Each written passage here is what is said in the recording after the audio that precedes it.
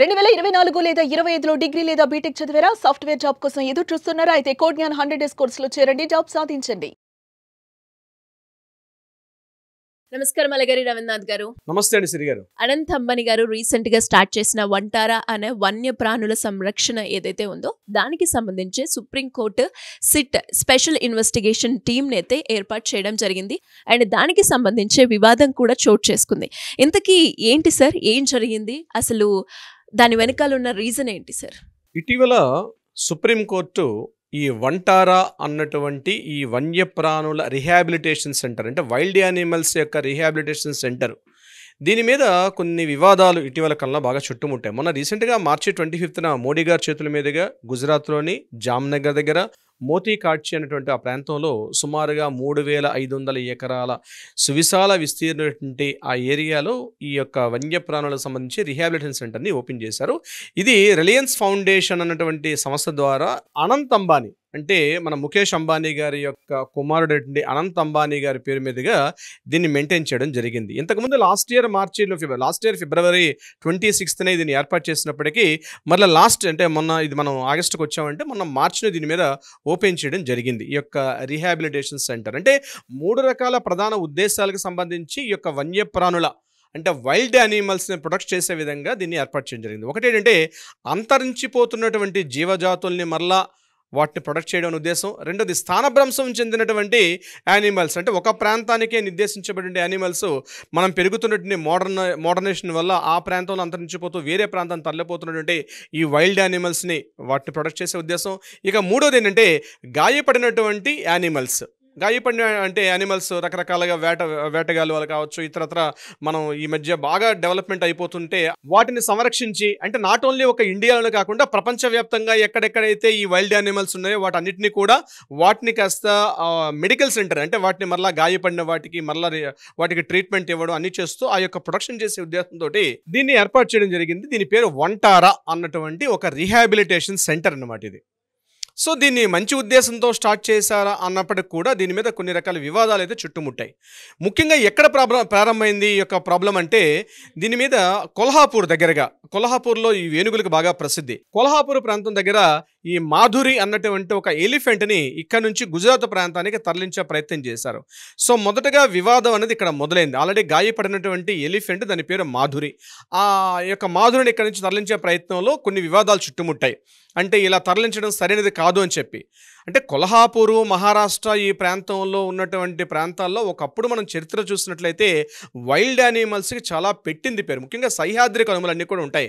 అంటే పూణే, ముంబై ఈ ప్రాంతంలో ఉన్నటువంటి వెస్టర్న్ ఘాట్స్ దగ్గరగా ఉన్నటువంటి ఈ సహ్యాద్రి కనుమల్లో రకరకాల ఉన్నటువంటి వైల్డ్ యానిమల్స్ ఉంటాయి. మోడర్నేషన్ పేరు మీదుగా సొరంగాలు తవ్వడం, కొండలను తవ్వడం, వీటి ద్వారా కొన్ని జీవజాతులు అంతరించిపోతున్నాయి. దీనివల్ల మనుషుల యొక్క జీవన ప్రమాణం కూడా, అంటే ఏదైతే చక్రం ఉందో, ఏదైతే ఒక సైకిల్ ఉంటుందో ఆ సైకిల్ దెబ్బతింటుంది. కాబట్టి దీన్ని ప్రొటెక్షన్ ఉద్దేశంతో మనం 1972లోనే వన్యప్రాణుల సంరక్షణ చట్టం అని చెప్పి ఒక చట్టాన్ని కూడా ఏర్పాటు చేసుకున్నాం.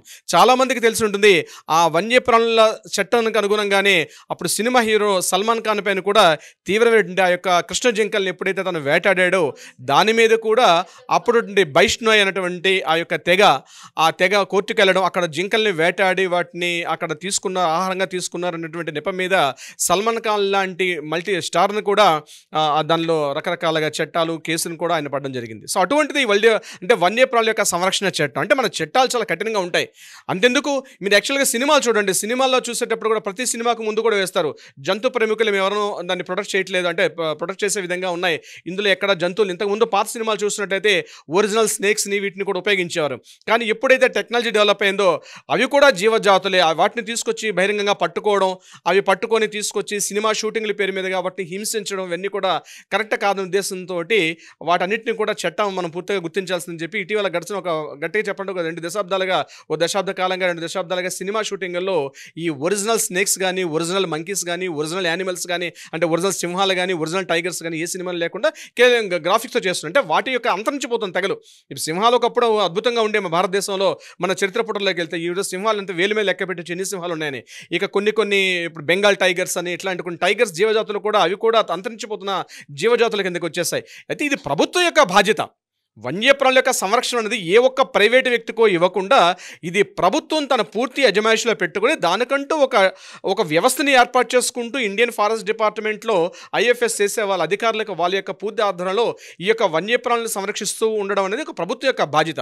కానీ ఈ వంటారా అన్న పేరుతోటి రిలయన్స్ అంబానీ అంటే రిలయన్స్ సంస్థ సంబంధించిన రిలయన్స్ ఫౌండేషన్ వాళ్ళు అనంత్ అంబానీ యొక్క ఆధ్వర్యంలో దీని ఒక రిహాబిలిటేషన్ సెంటర్ ఏర్పాటు చేసి సుమారుగా 2000 జీవజాతులకు పైబడి జాతులు 150,000కు పైబడి ఉన్నటువంటి యానిమల్స్ రకరకాల జీవరాజు అంటే నాట్ ఓన్లీ ఒక ఏనుగులు సింహాలు పుల్లే ఒకటి కాకుండా రకరకాల జీవజాతులు సరీసృపాలు ఇట్లాంటి అన్నీ కూడా ఆ జీవజాతులను రక్షించే విధంగా ఉన్నాయి. అయితే ఇక్కడ గాయం పేరు మీదుగా వాటికి చేస్తున్నవన్నీ కూడా కరెక్ట్ అయినది కాదు. ఇవన్నీ కూడా వాటిని హింసిస్తున్నారు. కొద్ది రోజులకి ఇది ఇలా ప్రైవేటేషన్ చేయడం వల్ల కొద్ది రోజులుగా ఈ జీవజాతులను కూడా వాళ్ళు సొంతంగా వాళ్ళు మీకు బహుశా గుర్తుంటూనే ఉంటుంది. ఒకప్పుడు సర్కస్ల్లో ఎలిఫెంట్స్ని యానిమల్స్ని ఒక పాత బహుశా ఇప్పటి తరానికి తెలియకపోవచ్చు కానీ 80s 90s ఉన్న వాళ్ళకి బాగా తెలుసు. పూర్వకాల సర్కస్లు అంటూ ప్రతి ఊరికి వెళ్తూ సర్కస్లు చేస్తారు. అప్పుడు యానిమల్స్ ఉండేవి. ఇప్పుడు ఆ పూర్తిగా సర్కస్లు నిషేధించేశారు. అట్లా చేయడం వల్ల ఇప్పుడు ఇలాంటి ప్రైవేటు వ్యక్తుల పేరు మీదుగా ఇలాంటి ఇవ్వడం వల్ల కొన్ని ప్రాబ్లమ్స్ వస్తున్నాయని చెప్పి దీని మీద ప్రజా ప్రయోజన వాద్యం అంటే పిల్ పబ్లిక్ ఇంట్రెస్ట్ లిటిగేషన్ అని చెప్పి పిల్ అనేవి సుప్రీంకోర్టులో వేయడం జరిగింది. ఇంతకుముందు హిమాంశు సాల్వస్ అని చెప్పేసి వాళ్ళు కూడా దీని మీద కేసు వేస్తే ఆ కేసు హైకోర్టు ఢిల్లీ హైకోర్టు కొట్టేసింది. కానీ కొంతమంది ఏం చేశారంటే జంతు ప్రేమికులు కొంతమంది సుప్రీంకోర్టులో వేసి ప్రత్యేకించి వంటారాలో జరుగుతున్నటువంటి యానిమల్స్ ఏం చెప్తుంది. అయితే మెయిన్ ఎందుకు డౌట్ వచ్చిందంటే వంటార అనేది ప్రైవేట్ అంటే పబ్లిక్ని నిషేధం అనమాట. అంటే పబ్లిక్ ఎవరిని కూడా లోపలికి అలౌ చేయట్లేదు. ఆ లోపల ఏం జరుగుతుందో తెలియదు. పబ్లిక్ అట్లీస్ట్ ఇప్పుడు ఉదాహరణకి మనకి హైదరాబాద్లో నెహ్రూ జూలాజికల్ పార్క్ ఉంది. నెహ్రూ జూలాజికల్ పార్క్ కూడా వన్యప్రాణుల యొక్క సంరక్షణ చట్టం కింద పనిచేస్తుంటుంది. ఎవరైనా మనం జూ పార్క్ వెళ్ళొచ్చు. అది ప్రభుత్వ ఆధ్వర్యంలో నడుస్తున్న సంస్థ కాబట్టి టికెట్ చెల్లించి మనం అక్కడ క్యూరేటర్స్ ఉంటారు. వాళ్ళ ఆధ్వర్యంలో ఒక్కొక్క యానిమల్స్కి ఒక్కొక్క కేజీ బోన్స్ ఉంటాయి. వాటిలో సంరక్షిస్తుంటారు. వాటికి ఆహారం మెయింటెనెన్స్ అన్ని కూడా చేస్తారు. కానీ ఈ వంటారాని ఏదైతే వీళ్ళు ఏర్పాటు చేసుకున్న రిహాబిలిటేషన్ సెంటర్ ఉందో సుమారుగా 3,500 ఎకరాలు అంటే మీకు అర్థమై ఉంటుంది. అంత పెద్ద విశాలమైన స్థితిలో ఒక ప్రైవేట్ గస్తీ ఏర్పాటు చేసుకొని పబ్లిక్ ప్రాపర్టీ కాకుండా పబ్లిక్ వ్యక్తులు ఎవరు వెళ్లకుండా కేవలం ఒక లిమిటెడ్ మెంబర్స్కి అలౌ చేసుకుంటూ దీన్ని సంరక్షించుకోవడం కరెక్ట్ కాదని చెప్పి దీని మీద పిల్ ఏర్పాటు చేశారు. దీని మీద సుప్రీంకోర్టు చాలా తీవ్రంగా తీసుకొని ఒక స్పెషల్ ఇన్వెస్టిగేషన్ టీంని ఏర్పాటు చేశారు. స్పెషల్ ఇన్వెస్టిగేషన్ టీం అంటే 4 సభ్యులు కలిగినటువంటి ఒక స్పెషల్ ఇన్వెస్టిగేషన్ టీం ఏర్పాటు చేశారు. ముఖ్యంగా చీఫ్ జస్టిస్ అయినటువంటి పంకజ్ మిట్టల్ అండ్ ప్రసన్న బి వరాలే అని ఈ ఇద్దరు జస్టిసుల ఆధ్వర్యంలో ఒక 2 పిల్స్ని కూడా వీళ్ళు ఒక 2 పబ్లిక్ ఇంట్రెస్ట్ లిటిగేషన్స్ వాద్యాలు వచ్చిన తర్వాత దీని మీద విచారణ చేసి 4 సభ్యులు కలిగినటువంటి ఒక టీంని ఏర్పాటు చేశారు. ఆ 4 సభ్యుల్లో కూడా మన రాష్ట్రానికి సంబంధించిన జాస్తి చలమేశ్వరరావు గారు దీనిలో రిటైర్డ్ అయిన ఒక జస్టిస్గా పనిచేశారు. జాస్తి చలమేశ్వరరావు గారి యొక్క నేతృత్వంలో మిగిలినటువంటి 3 సభ్యులు కూడా హేమంత్ నాగవాలే అలాగే ఈయనకొప్పుడు ముంబైకి పోలీస్ కమిషనర్గా పనిచేశారు ఈయన. అదేవిధంగా రాఘవేంద్ర చౌహాన్ ఈయన కూడా సుప్రీంకోర్టులో జస్టిస్గా పనిచేశారు. ఇది కాకుండా ఐఎఫ్ఎస్ అయినటువంటి అనీష్ గుప్తా గారు వీళ్ళ 3 సభ్యులు అదేవిధంగా జాస్తి చలమేశ్వరరావు గారు వీళ్ళ 4 కలిగిన ఒక సీటుని ఏర్పాటు చేసి అసలు ఏం జరుగుతుంది వంటారాలో వీళ్ళకి సంపూర్ణమైన అధికారాలు ఇస్తూ పూర్తిగా ఎన్ని జీవజాతులు ఉన్నాయి అసలు నిజంగా జరుగుతుందా లేదా రిలయన్స్ అనంత్ అంబానీ గారి ఆధ్వర్యంలో ఇదేమైనా పక్కద్రోవ పట్టే విధంగా అంటే ఇంటర్నేషనల్ అంతర్జాతీయ ఈ వైల్డ్ యానిమల్స్ చట్టాలకు అనుగుణంగా ఈ యానిమల్స్ యొక్క సరఫరా కానీ కొనుగోలు కానీ అట్లాంటివి చేస్తున్నారా అంటే రకరకాలుగా ఈరోజు కోట్ల రూపాయలు విలువైన ఉంటుందన్నమాట.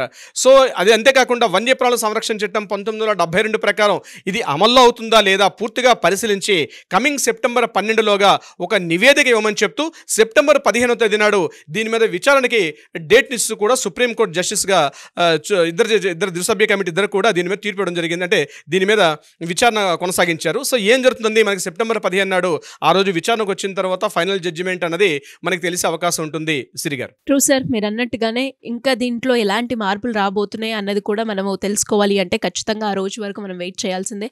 Anyways great information. Thank you so much. Thank you so much Siri garu. Suman టీవీలో మీ పర్సనల్ అండ్ బిజినెస్ ప్రమోషన్స్ కోసం కింది నెంబర్కి కాంటాక్ట్ చేయండి.